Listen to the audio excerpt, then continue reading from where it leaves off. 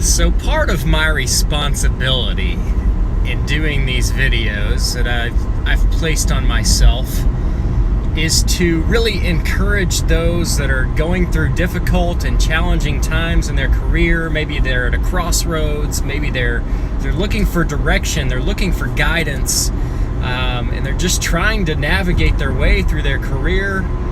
And then there's other people that really just need a swift kick in the butt, and for me to light a fire up under them and say, look, you're not performing up to your potential.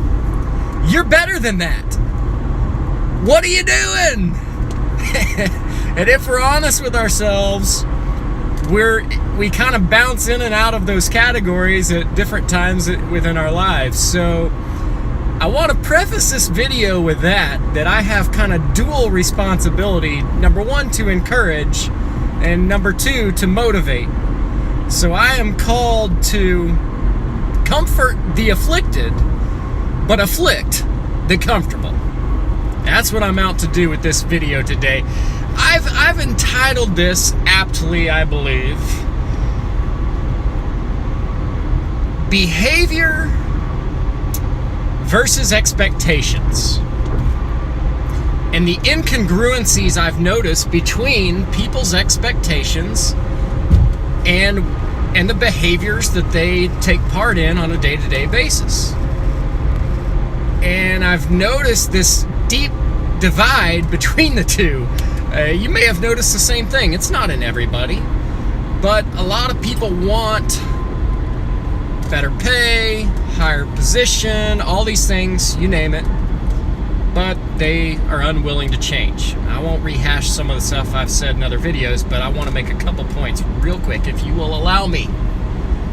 I will start with, you can't expect an executive salary with a frontline mentality.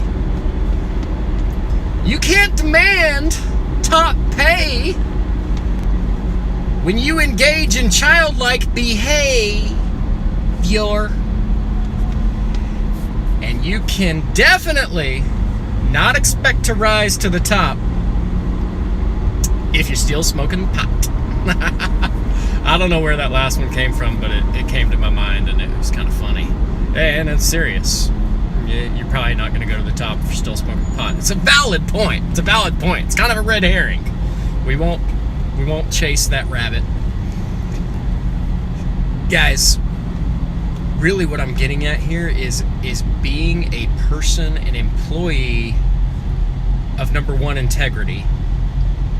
Number two, the willingness to do the simple things that you can control, like dressing a notch above what you think you need to, speaking and presenting yourself in a professional manner. That includes your hair, that includes not showing up to work looking like you just crawled out of bed every day, tucking in your shirt when no one else does, wearing dress shoes when no one else does.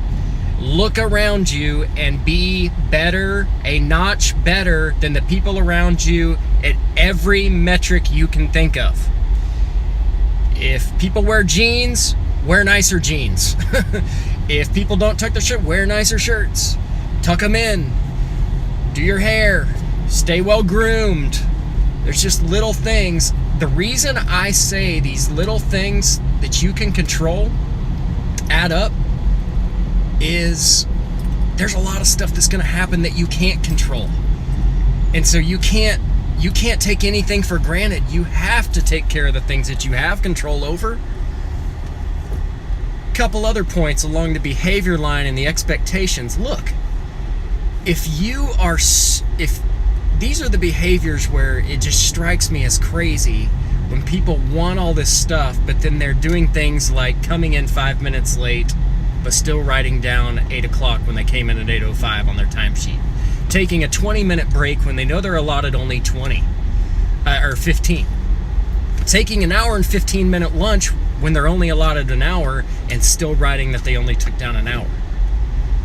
So on and so forth. When you clock out, 3 minutes every day I used to work with a guy. He used to clock out. I was his manager at the time. He used to clock out like 3 minutes early every single day.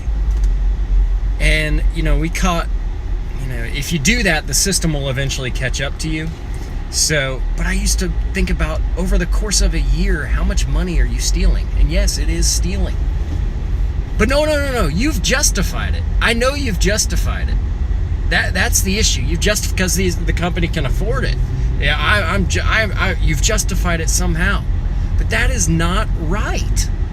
That's not the right thing to do. So don't expect, when you're doing things like skimming and trying to rip off the man every chance you have, that somehow you're going to get promoted or rewarded for that. It's just not going to happen. You may actually get lucky. A couple of other points. This may come off as more of a rant, but I'm calling a few people out. I'm going to call a few people out, a few behaviors out that really need to stop if you want to go up. Another one is there really are no excuses, guys. You can't say, well, so-and-so got lucky, or so-and-so, the only reason he's successful is because he has a piece of paper, aka a degree. Or, I didn't have that kind of privilege growing up, so, the deck's stacked against me. No. Everybody comes from different backgrounds, some rich, some poor. It's up to you whether or not you decide and take responsibility for your future. Only you can impact that change. It's up to you, no one else. And really, no one else is holding you back. You know who holds you back more than anybody else? Y-O-U. You hold yourself back. No one else is upset or mad. You got to take it upon yourself and take responsibility. John Wooden defines failure as not doing the things that you know you should do.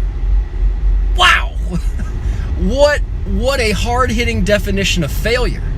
So that doesn't define failure as any type of certain success or money or high-esteemed job.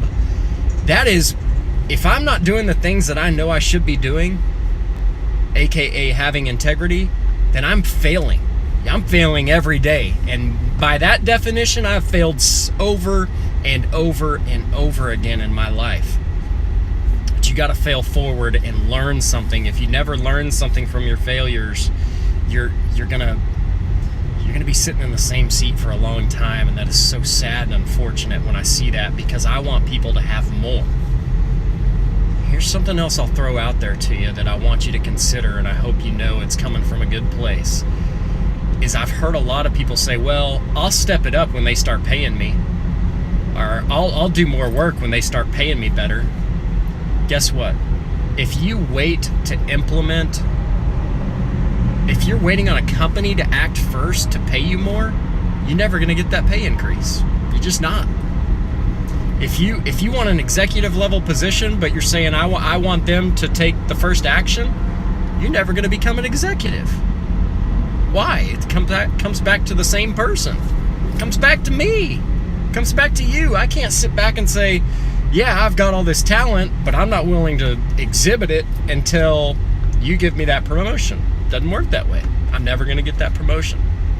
If you wait until you're an executive to start implementing executive level behaviors, you will never become an executive. It's just point blank. I mean that makes sense, but a lot of times when you talk to people, they say these things that are incongruent with that. So this is a challenging video for me because it does call a few people out, but again, remember, I have to light a fire under some people. Some people need encouragement, other people need that fire lit under their butt. So I hope that gets you going, because guess what? We've all got more in the tank than we think we do. All right? We've got to give up to go up, start sacrificing and do whatever it takes, because we only have limited time here. So you best act now, okay? That's all I got. We'll catch you next time. Thank you.